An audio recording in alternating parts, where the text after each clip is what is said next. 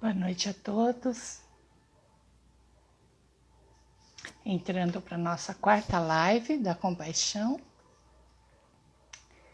Aguardando vocês entrarem. Janaína. Agora no comecinho eu consigo ler bem o nome de todo mundo. Elaine, que conseguiu fazer a inscrição. Boa noite. A gente está criando esse hábito de poder usar quinta-feira à noite. Ribério é a pessoa querida que está fazendo as videoaulas com o maior carinho, com o maior cuidado, com o maior profissionalismo. E as videoaulas já estão recebendo os elogios. Elaine, aqui dá para saber um pouquinho mais do que vai ser o curso, né? A Graça vai entrar hoje comigo. A Graça é a pessoa que está desde o início nessa jornada e a gente vai contar um pouquinho aqui para a gente poder falar um pouquinho do que foi essa jornada. A Andressa lá de Maringá falando com a gente. Oi, Graça. Boa Que noite. prazer ter você aqui. É muito bom estar com todos vocês. Simone, eu estou vendo aqui o nome. No começo eu ainda consigo ler, mas depois embala na conversa e aí eu não consigo ler mais nada. Então, todos que entrarem sintam-se cumprimentados, né? Um beijo no coração. Muito bom. A gratidão é nossa de estar participando, né, Graça? Sem dúvida alguma, muito Eu bom. estava pensando agora, desde quando a gente se conhece? Isso. Só para me localizar, estou falando de São Bernardo do Campo, né, em São Paulo, né? Quer dizer, tão perto, né, Lina? Mais de ano praticamente que a gente não se vê.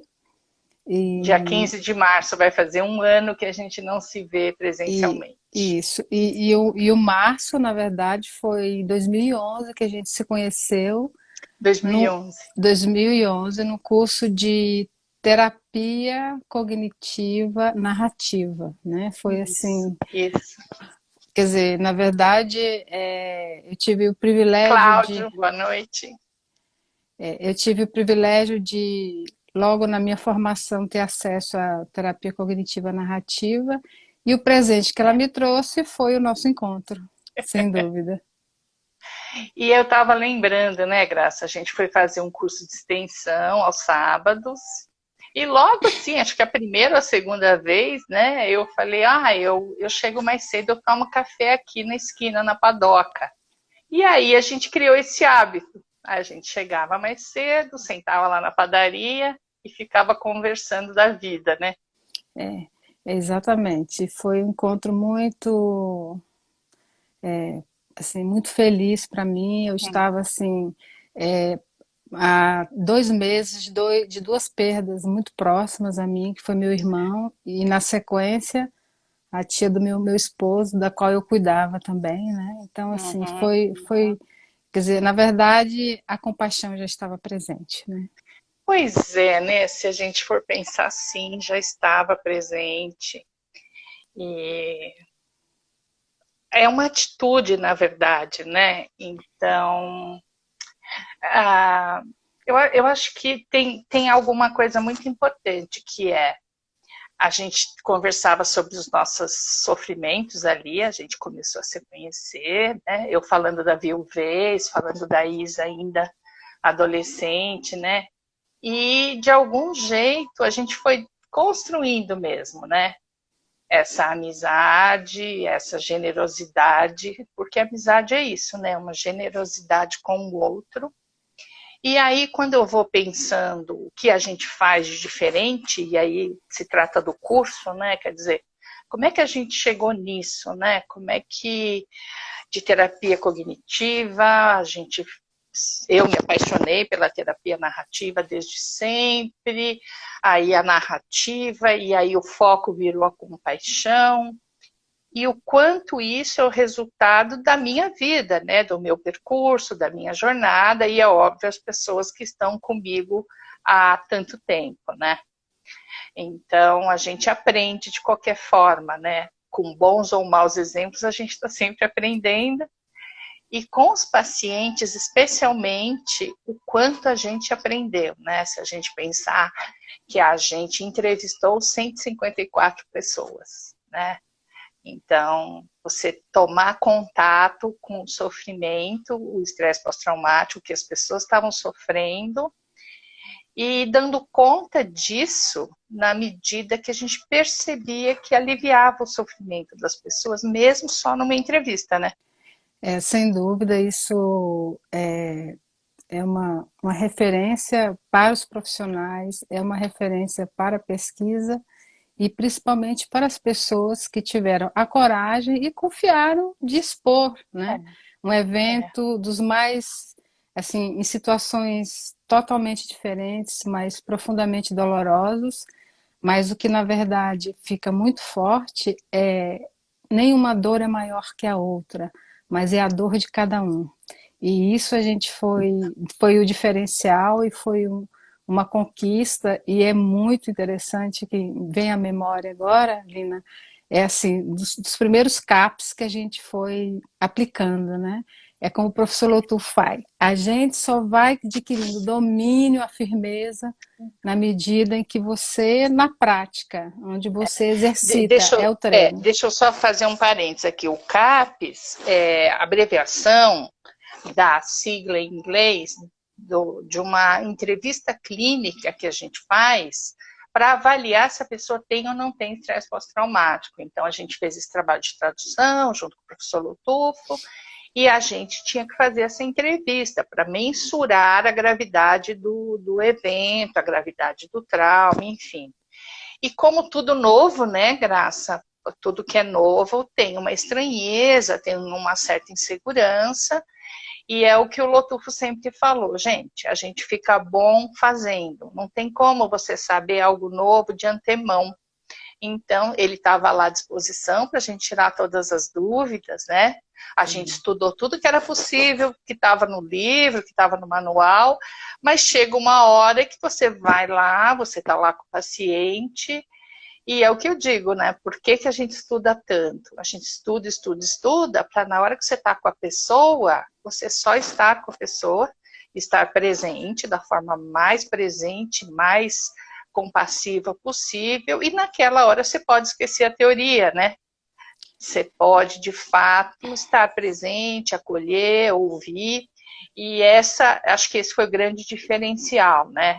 Da nossa pesquisa, no sentido do olhar compassivo mesmo. Então, por isso que uma pesquisa que tem dois tipos de terapia diferente, uma é de compaixão, a outra não é, e os dois grupos melhoram igualmente, estatisticamente igual, por quê? Porque a gente fez uma triagem compassiva, né? As pessoas melhoravam na forma que elas eram entrevistadas, né? Digamos Isso. assim.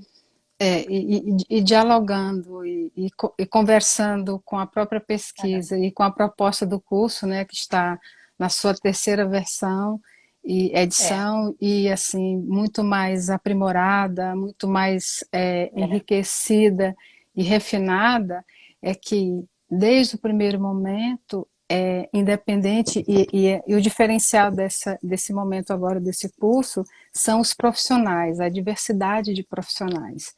Então, o que é legal é a gente olhar que diante de alguém, de uma pessoa, independente da idade ou de qualquer condição, a gente está diante de alguém que está falando sobre o seu sofrimento, sobre a sua dificuldade, e, é. portanto, nós estamos na flor da pele da pessoa. Então, se eu estou na escola, né, e eu também sou, antes da Uhum, psicologia, uhum, eu trabalhei uhum. durante muito tempo em educação, quer dizer, se eu estou na escola, se eu estou por exemplo, na enfermaria ou na terapia ocupacional, na fisioterapia, como médico, como psicólogo, né? Então isso eu vejo no meu aprendizado como uma condição fundamental você olhar, né, aquilo que eu coloquei no meu É que próprio você, depoimento. né, Graça, você tem essa experiência de pedagoga, de psicopedagoga, né? Então, esse olhar da psicoeducação da TCC, né, ela é ainda mais forte para você que tem essa história, né, do ensinar, É, né? exatamente, do ensinar e também muito da escuta sensível, né? Porque a Uhum, compaixão, sem uhum, dúvida, é a escuta sensível e o que vai diferenciando um pouco da confusão da empatia com a compaixão, né, Lina? Que é isso, o que a isso. gente mais escuta, né, e mais ouve, especialmente nesse momento que a gente, nesse cenário É, que a gente vive há mais de anos, sem dúvida. é. Essa ideia, né, de que esse trabalho, né, até outro dia no grupo, Fernanda, mas a Lina não gosta que fala de autoestima, por exemplo, ou a Lina não gosta que usa muito a empatia, então, não é exatamente gostar ou não gostar, né, eu acho que esse percurso do mestrado foi algo tão intenso, foi algo tão assim, visceral, né? Foi na carne mesmo, assim. A gente vivenciou o sofrimento dessas pessoas, a gente estava junto o tempo todo, né? E isso exige mais do que empatia, né? Acho que se a gente não tivesse essa dose de compaixão, talvez a gente não tivesse aguentado, né? Então acho que a gente foi se lapidando nesse processo de compaixão ao longo do mestrado, e não é à toa que esse curso surge, né, do trabalho do mestrado, tudo que a gente fez lá, né? E, assim, é um percurso muito bonito, eu tenho maior alegria, maior orgulho de saber que deu certo, poderia não ter dado tão certo, né? E deu mais certo do que eu podia imaginar em todos os sentidos, enfim. E aí, de algum jeito, esse curso é como que a gente ativa a compaixão nos profissionais, porque é ativar. A ideia, a metáfora, eu não vou conseguir colocar isso em ninguém, porque já está lá, né? O que eu falo na aula, no kit humano está lá a compaixão. Mas se ela não floresceu ainda, se ela ainda não faz parte da sua vida, talvez está precisando adubar a terra ou está precisando regar melhor, né? Com mais carinho. Então, essa metáfora é essa ideia. Quer dizer, o percurso do curso, eu acho que é, de fato, né, afofar essa terra aí e mostrar que, olha, a semente da compaixão já está aí em você e a gente vai, aula a aula, vai ativar, né, isso. E se ativar no profissional, o benefício se multiplica, porque aí cada aluno que ativou e que vivenciou e viu que a vida, a sua vida pessoal e a vida do seu paciente melhora, é multiplicador, né? A gente vai multiplicando isso de alguma forma, né? E é como os terapeutas narrativos, né? Quer dizer, a gente vira coautor da vida das pessoas que a gente tem contato, né?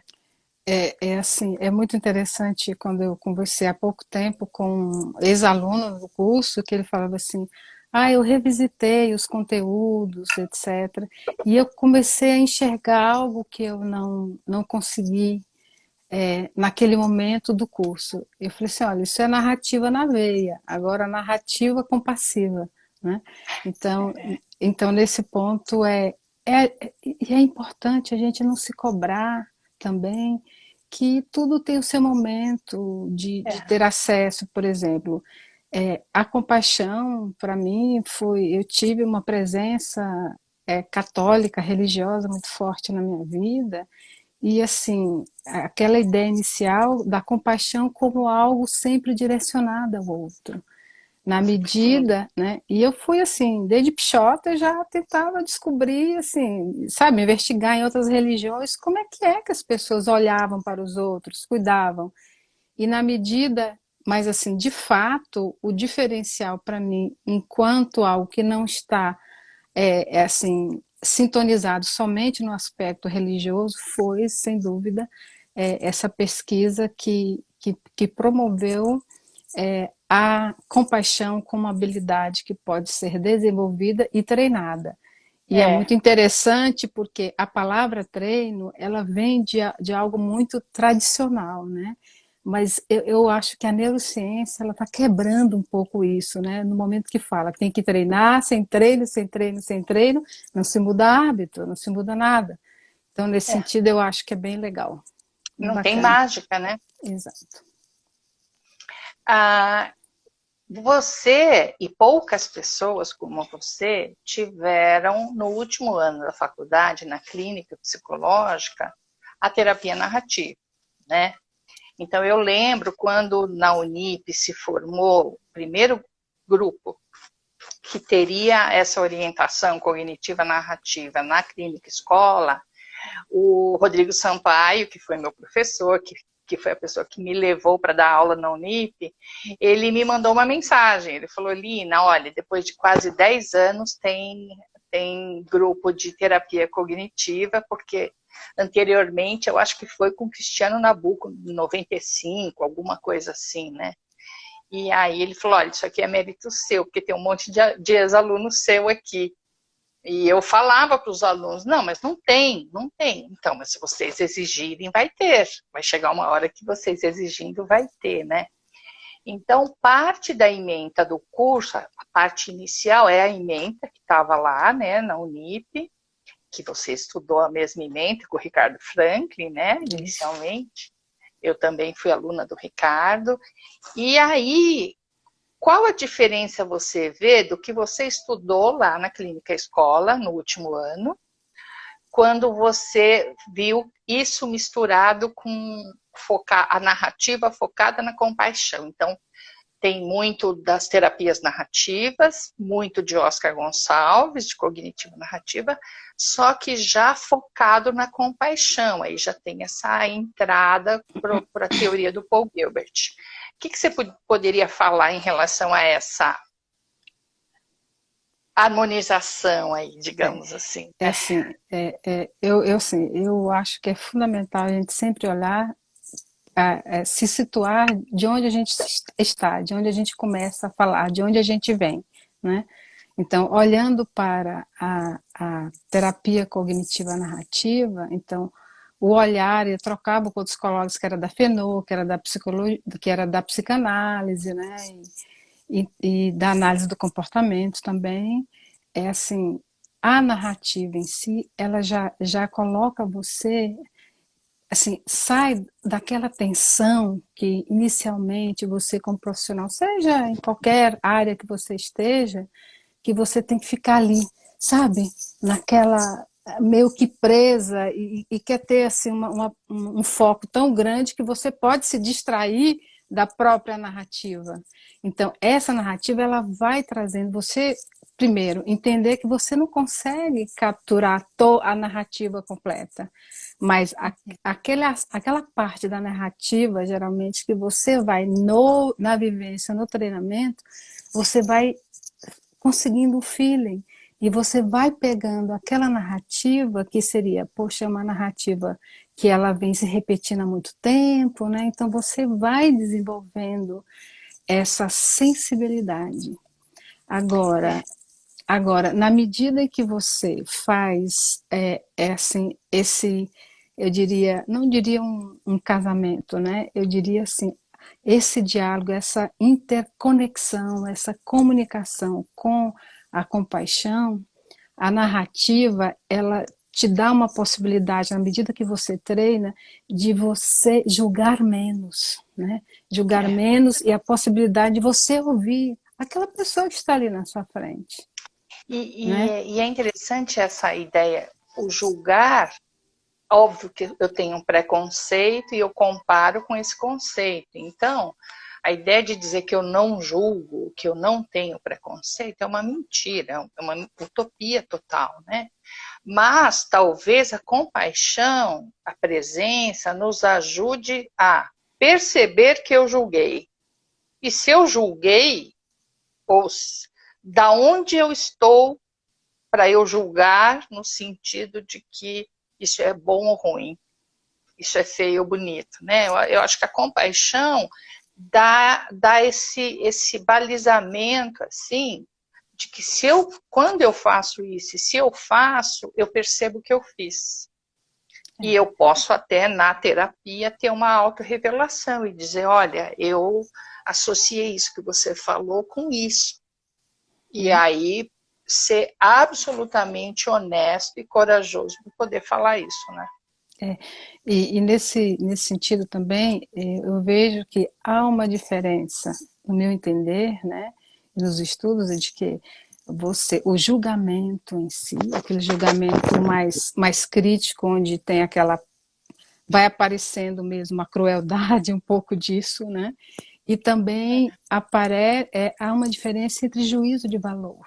Porque juízo de valor a gente faz parte de qualquer profissão, de critérios, de referências que você tem, né? Mas você vai conseguindo diferenciar um pouco dessa condição e você vai, sem dúvida, ouvindo melhor e analisando ou entendendo, compreendendo de uma forma mais compassiva.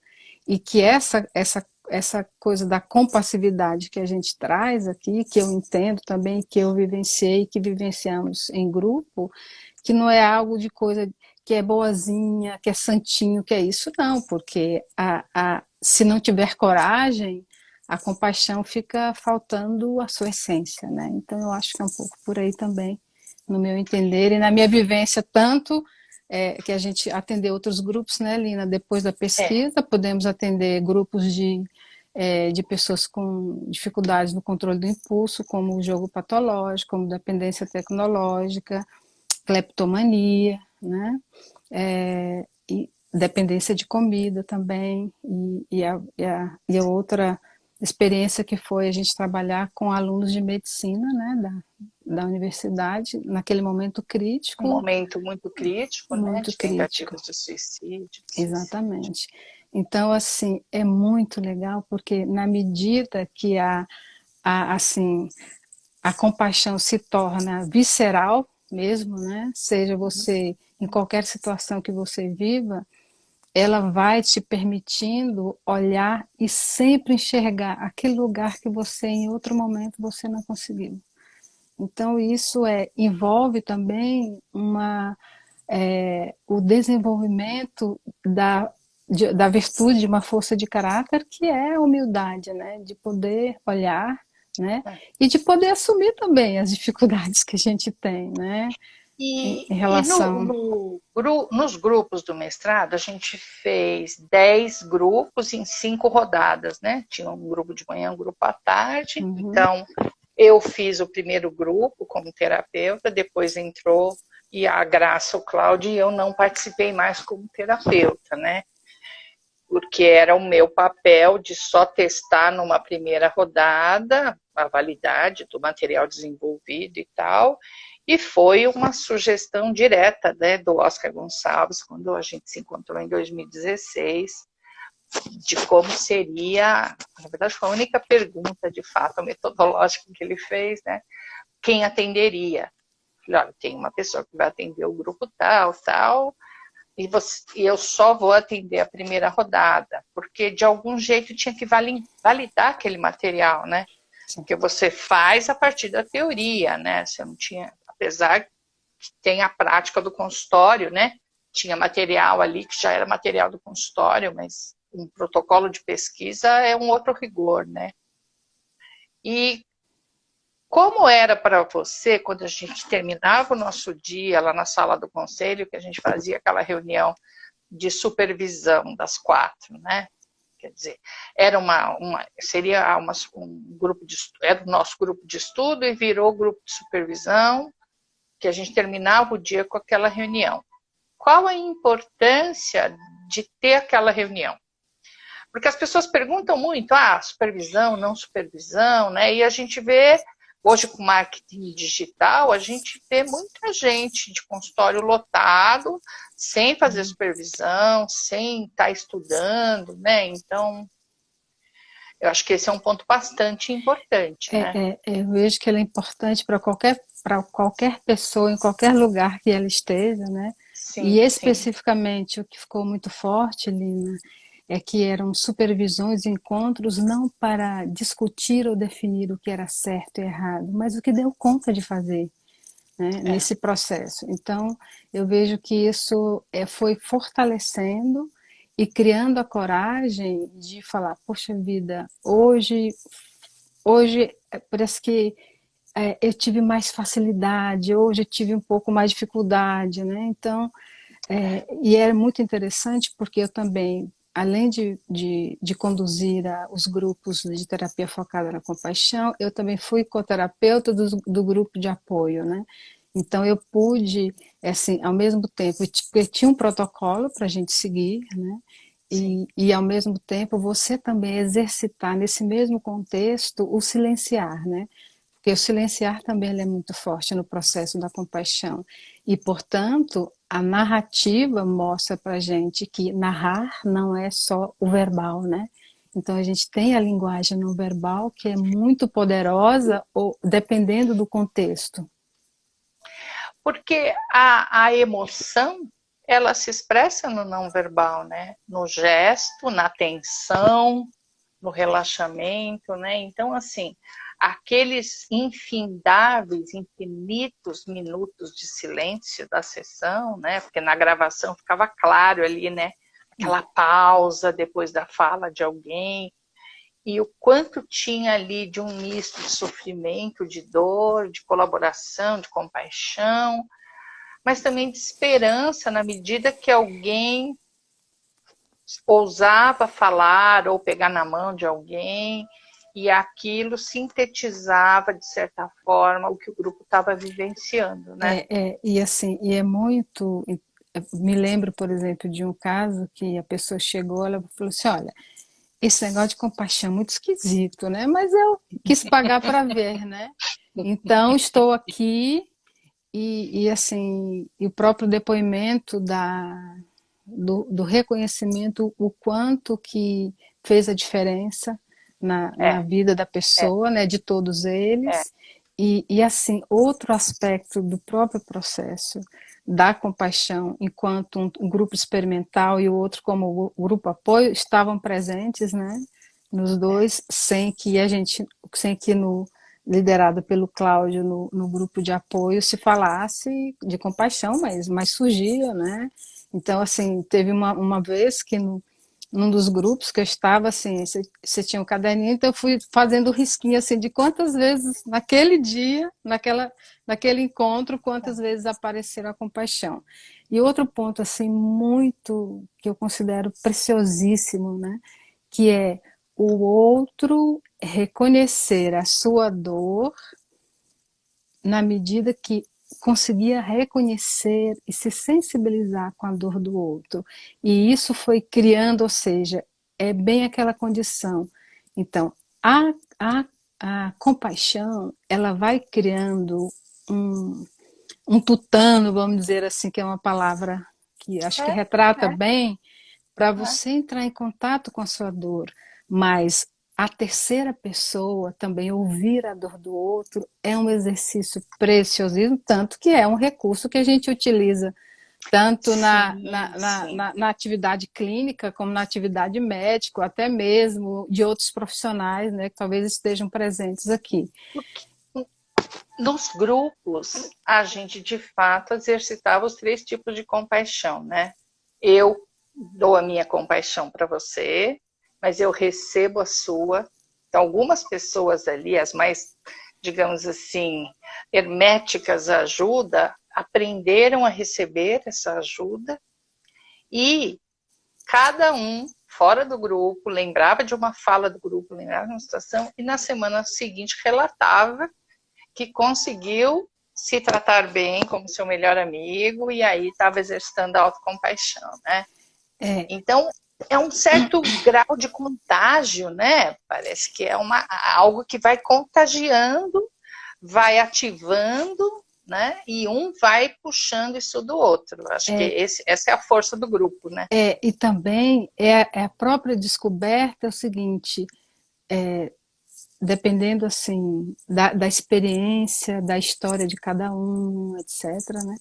a pessoa ela vai descobrindo ao longo do processo que seja compaixão direcionada para o outro, recebendo a compaixão do outro, ou na autocompaixão, você, quem está vivendo isso, você se beneficia em qualquer uma das De situações. qualquer jeito, né? Isso, e isso foi assim, fez o diferencial, mas aí às vezes falava, mas eles trocavam entre si, mas eu não consigo entender, né? Mas aí chegava outra, assim, a pessoa mais experiente, falou assim, mas é o seguinte, é porque você só aprendeu que você tem que ajudar o outro, que você não tem que ajudar você.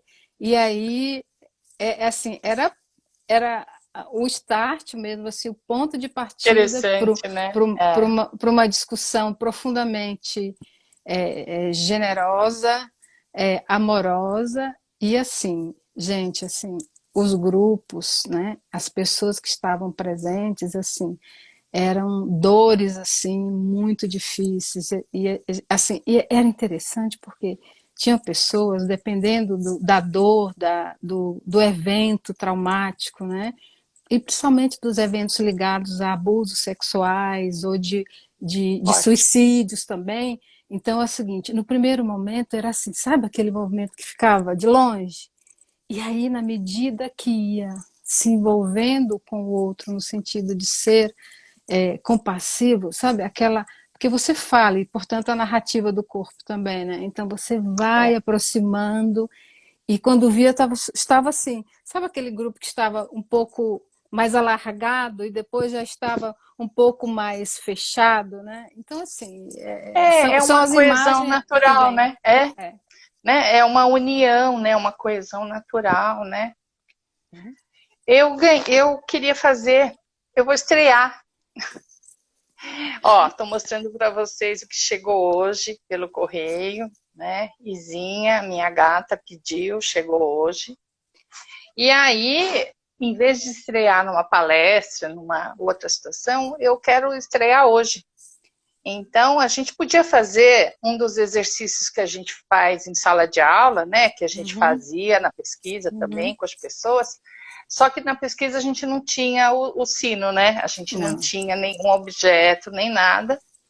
Mas ultimamente eu tenho usado o sino tibetano, esse aqui é uma bowl, mas para poder,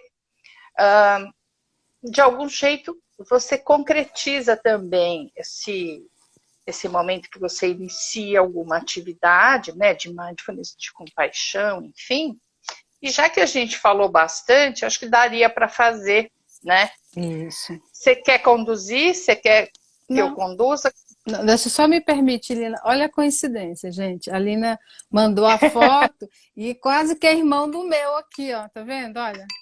Olha que coisa incrível. Foi assim, uma É, grata surpresa. Muito é muito legal. bom, né? Muito bom. Isso. Então, a ideia de ter a batida aqui é, é uma âncora, né? Quer dizer, para você fazer algum exercício de meditação, de mindfulness, de compaixão, é bom que você tenha uma âncora. Pode ser o São Judas Tadeu, a imagem, ou o santinho.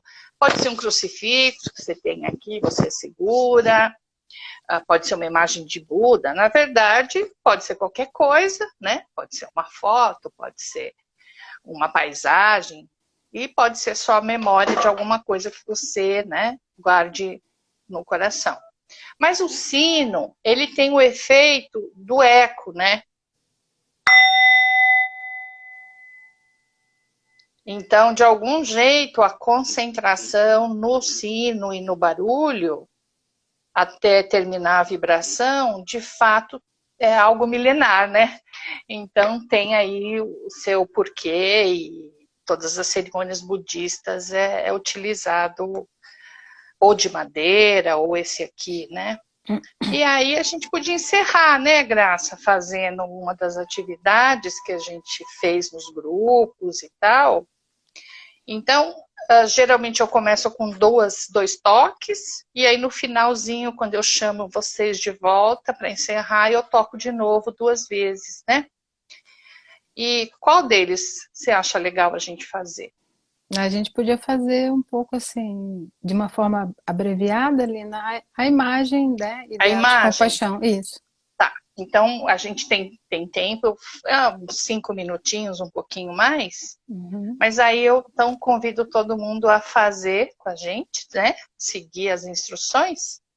Então, eu começo com o sino 2 vezes, e aí depois, no finalzinho, eu também toco o sino 2 vezes. Bom? Então, vamos lá.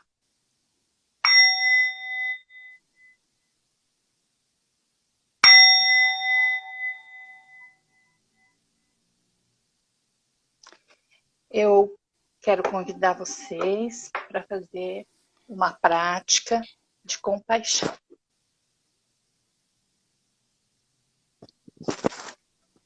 Eu gosto muito de colocar a mão aqui.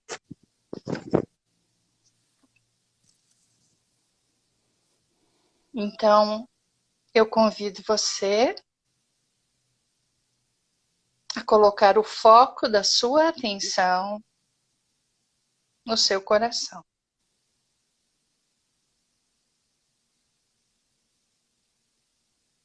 Sinta o ritmo da batida do seu coração.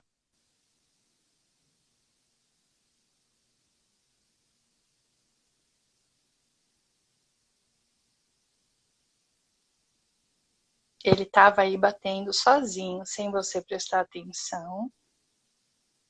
E agora, você coloca toda a sua atenção no seu coração batendo.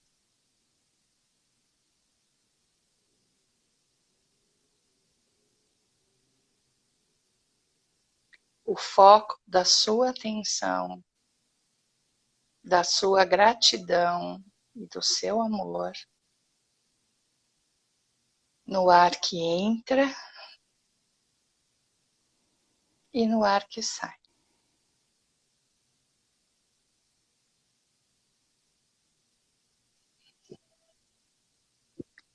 Eu vou pedir agora que você traga na sua memória uma imagem ideal de compaixão. Pode ser a foto de uma pessoa querida, de um animal de estimação querido, um pôr do sol, uma praia, uma montanha com neve. Pode ser um terço, um crucifixo, uma imagem de Buda ou o santinho que você reza todas as noites. Pode ser um sorriso de alguém. Escolha essa imagem ideal de compaixão e traga ela da sua memória para o seu coração.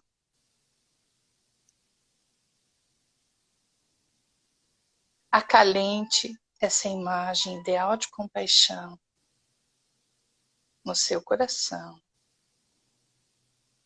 e preste bastante atenção.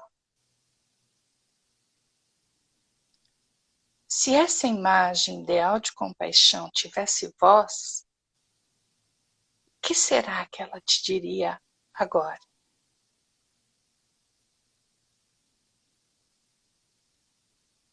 Será que ela diria o quão bonita você é? O quão perfeita você é? O quão amiga você é? Se essa imagem ideal de compaixão tivesse um corpo, o que será que esse corpo faria agora com você? Será que seria aquele abraço apertado, forte, caloroso que você está precisando? Sinta-se agora abraçado pela sua imagem ideal de compaixão.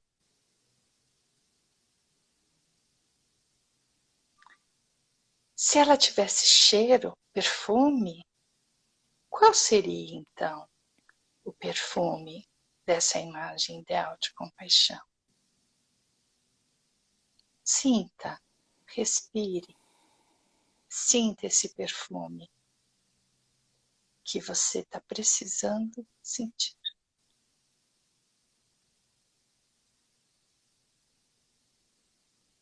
E agora,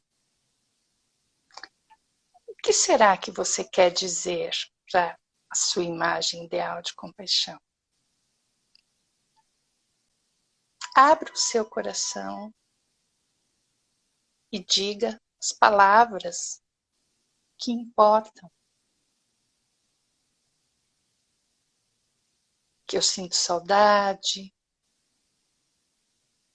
que eu sinto alegria, que faz falta o seu abraço, que faz falta um chamego, um carinho. Lembre-se, a sua imagem ideal de compaixão, ela é sua. Ela já está aí dentro de você, na sua memória, no seu coração, no seu corpo inteiro.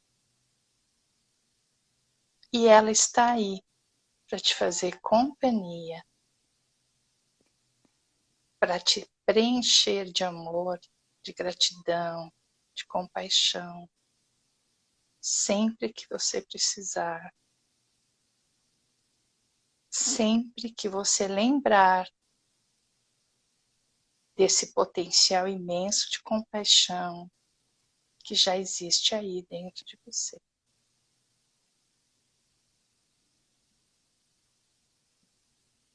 Você pode acionar não só essa imagem que você trouxe hoje, mas todas as outras imagens de compaixão que eu tenho certeza que estão aí na sua memória.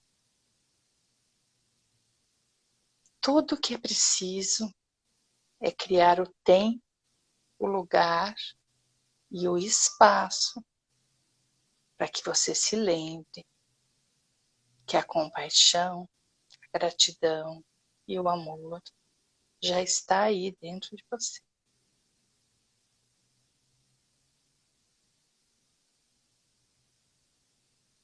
Que esse calorzinho no seu peito, que essa imagem ideal de compaixão te leve hoje à noite para um sono bem gostoso, reconfortante, cheio de amor, com todo o carinho e afeto possível.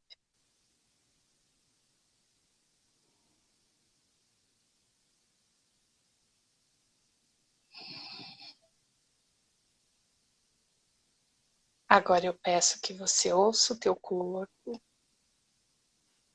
e faça o que ele pedir.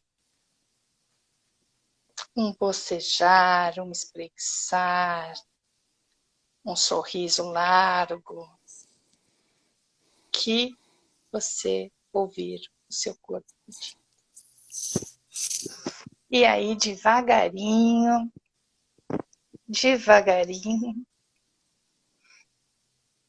a gente vai voltando para a sala, vai retornando, trazendo a presença de volta. E aí, eu toco a boa aqui para a gente encerrar.